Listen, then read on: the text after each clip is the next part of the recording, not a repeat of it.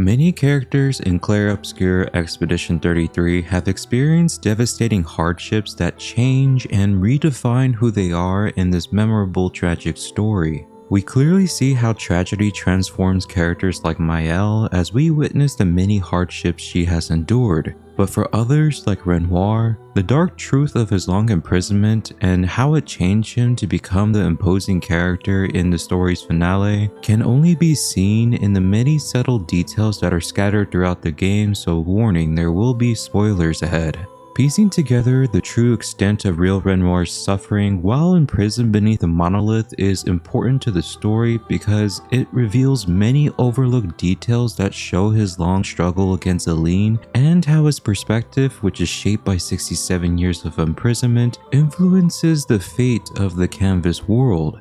To understand how all these important details shaped Renoir and the story of Expedition 33, we have to first look at how he was sealed beneath the monolith.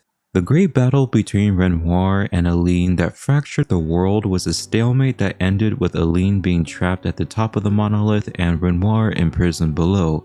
He was sent to the deepest area beneath the monolith and arguably the deepest part of the entire canvas world itself. It wasn't the main well-lit area of Renoir's drafts, that place didn't exist yet, but rather he was sent to a more sinister and darker place. It is known as the Abyss, a seemingly endless area that is devoid of any light, which marked the beginning of Renoir's dark solitude that would ultimately change him. It was here where Renoir spent his early days in solitary confinement, attempting to escape this dark prison while realizing the harsh realities of Aline's actions. He felt betrayed by his wife, the very person who taught him how to paint, and about the dangers of becoming too attached to painted creations. After all, it was Aline who saved Renoir's life from painter's atrophy when he nearly died while staying in a different canvas world for too long. Which is why, with every failing attempt to escape his prison, Renoir became increasingly frustrated with Aline. He knows she is grieving Verso's death, but by pushing everyone away, Aline is not only putting her life at risk, but her family's life as well. The writers that killed Verso are still out there hunting other painters in the war, and with his wife refusing to leave the canvas, Renoir knows that getting her out is a do or die scenario because he can't afford to lose anyone else. He deeply cares for his family, and his desire to take control of this situation in order to protect them grew along with his frustration of being trapped in the dark abyss. But little did he know, things will get much worse for Renoir. During his first few years of being imprisoned, while trying to find a way to escape, a powerful entity with immense amount of chroma was heading his way. Emerging out of the infinite darkness was Simon, who was sent by Aline to force Renoir out of the canvas. Renoir really struggled to go match Simon, who was boosted by Aline's chroma, and after a long fought battle that left Renoir exhausted, he was finally able to subdue the most powerful creation in the entire canvas. His physical exhaustion and wounds from fending off Simon wasn't what bothered him the most, but rather it was the action of Aline sending her creation to get rid of him. He couldn't believe that the love of his life would go this far to reject his very presence. And this sadly wasn't the end of her attempt to reject her husband, because a few years later, while still trying to find a way to escape the dark abyss, a group of expeditioners with imposing muscles suddenly appeared and surrounded Renoir. He battled the legendary group of Expedition 60, who were even powerful enough to go toe-to-toe with Aline herself before she convinced them to eliminate Renoir from the canvas. After yet another fierce battle against Aline's creations, he managed to defeat Expedition 60. But could Renoir call his situation a victory? Still trapped in the dark abyss of his dead son's childhood canvas, having to continuously fight off wave after wave of creations sent by Aline to force him out? The constant rejection from Aline was really affecting his mind at this point. Aline's rejection of Renoir's help and her actions that strain the entire Descent family relationship causes Renoir's frustration toward her to be transformed into feelings of resentment. We can see evidence of these feelings during the final battle where Renoir asks Aline directly how she could be this selfish in using any means for her to remain in the canvas world. Her attempts to force Renoir out of the canvas wore him down both physically and mentally. However, the huge breaking point that would forever change his mental state happened soon after. A few years after his grueling battle with Expedition 60 and still unable to escape the abyss, Renoir decided to send a piece of himself to the surface of the canvas world in order to find another way to escape his prison. This projection of Renoir that was able to freely move in the canvas became known as the Curator, and it was a significantly weaker version of him with limited abilities. What supports this theory is that in Act 3, Renoir makes a clear reference about being trapped in the monolith for 67 years. However, the Curator helped other expeditioners way before Expedition 33 even existed. The very first expedition the Curator encountered was Expedition 58, but as soon as he met the group of expeditioners, his heart sank. It was here that Renoir saw painted verso for the first time, a replica of his dead son that he couldn't save, an agonizing reminder of his own failure to protect his family as a father. He must have felt so much pain seeing painted verso and even more resentment toward Aline for not only creating a replica of their deceased son, but also giving him real verso's memories as well. Renoir was so desperate to force Aline out of the canvas that he was willing to push past his trauma and help Painted Verso and Expedition 58 forge a weapon that could reach the paintress herself. But this plan failed as the expedition met their demise in Old Lumiere. It all became too much for Renoir to bear. Still trapped in the abyss below the monolith while having to relive painful memories when he saw Painted Verso, having to witness his wife's physical body wither away every day in the real world while she refused to leave the canvas, constantly being rejected by Aline, and knowing that his two daughters back at home could also be killed by the writers.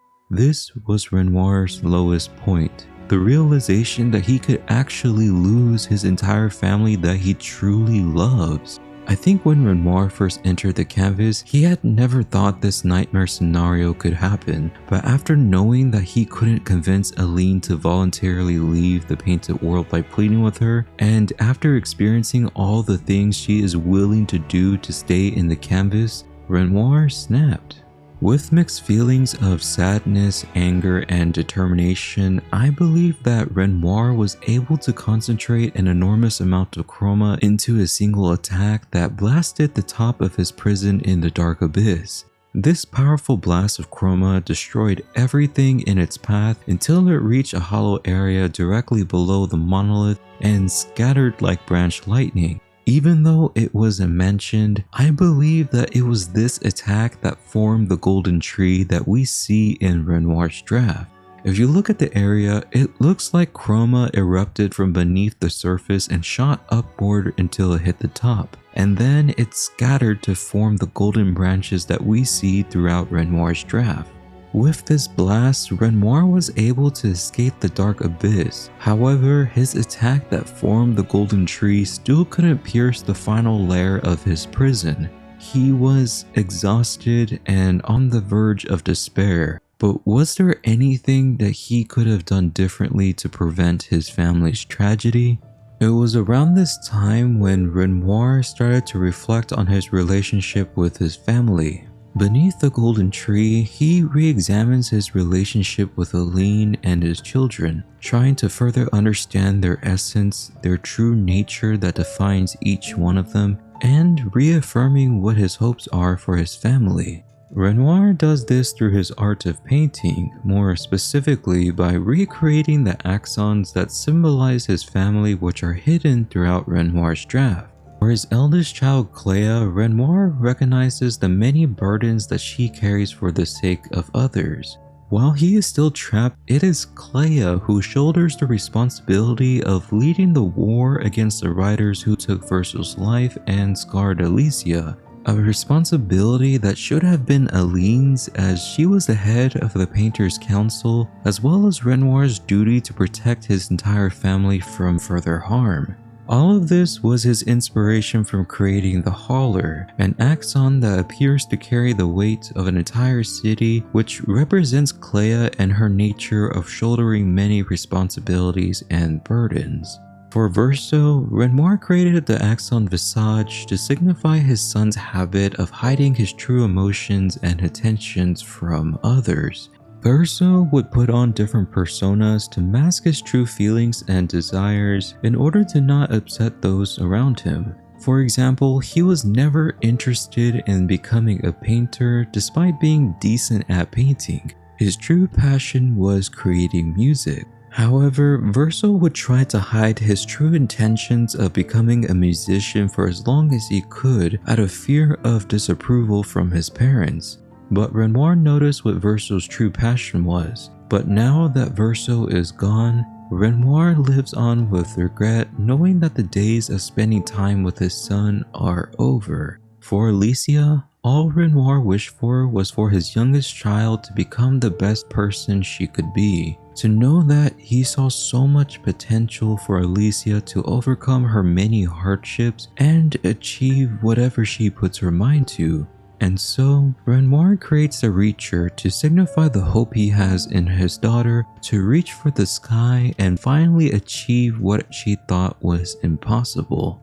Finally, for Aline, all Renoir wished for was to see his wife happy, to see her enjoying life, for her to smile and dance to the many blessings that they share together. It is this emotion that inspires Renoir to create the Axon Sirène on behalf of his wife, in the hope that one day he can continue to marvel at Aline's happiness that makes her so beautiful. For many years, Renoir continues to capture the essence of his family in order to find comfort while still being imprisoned and powerless to stop Aline's madness. It's through this process of painting that he is able to persevere through all the despair and the many tragedies that plague him and his family. This was Renoir's only salvation that kept him sane throughout the many decades trapped beneath the monolith. That is, until Expedition 33 arrived on the main continent. Working with Expedition 33 to reach Aline, who was at the top of the monolith, was the opportunity Renoir needed to push her out of the canvas. At this point, his physical body in the real world and the amount of chroma he had was weakened from the many decades being inside the canvas world. With the help of Expedition 33, together they broke through the barrier surrounding the monolith, and after a fierce battle, they managed to force Aline out of the canvas. So, after 67 years of being imprisoned, Renoir was finally free to help his family move past the grief of losing Verso and to put an end to the canvas world that drove the love of his life to spiral into madness. But as he is about to erase the canvas, it is his daughter Alicia that now refuses to leave the painted world. Renoir cannot go through this again. After being tormented for 67 years about the possibility of losing his wife, his children, and constantly being hurt by the continuous rejection from those he wishes to help, Renoir refuses to let Alicia remain in the canvas. And all of his emotions that he has experienced while imprisoned was finally released in this one iconic scene that still makes me feel absolutely stunned. You can hate me, but that's a choice I must make. As your father, I must look out for you, especially when you can't look out for yourself. You treat me as if I'm still 5! I treat you as if the shadow from the worst day of our lives is going to suffocate you and take you from us too!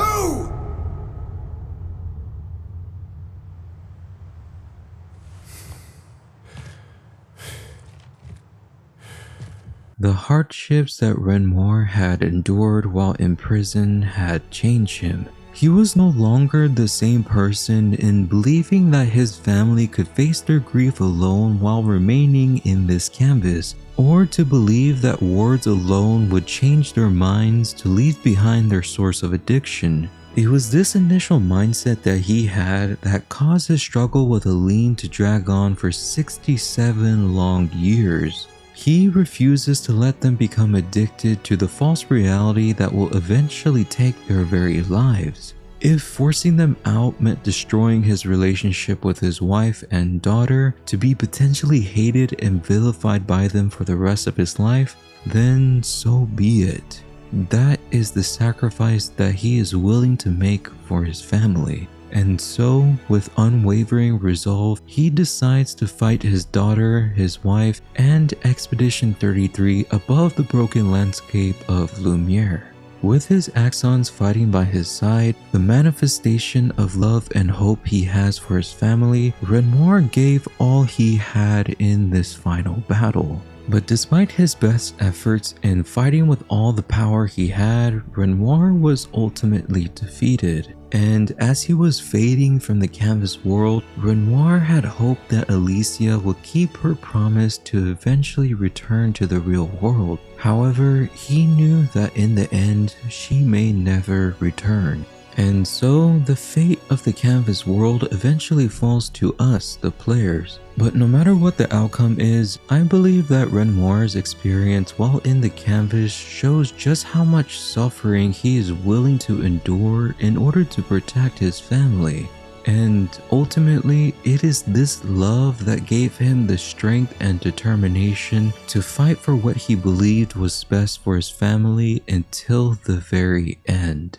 Renoir's tragic story is what makes him such a memorable character and final boss in a game already filled with amazing characters. It's this kind of storytelling that makes Expedition 33 truly unique. And I thought it would be interesting to piece together Renoir's experience to show the other side of Expedition 33's story.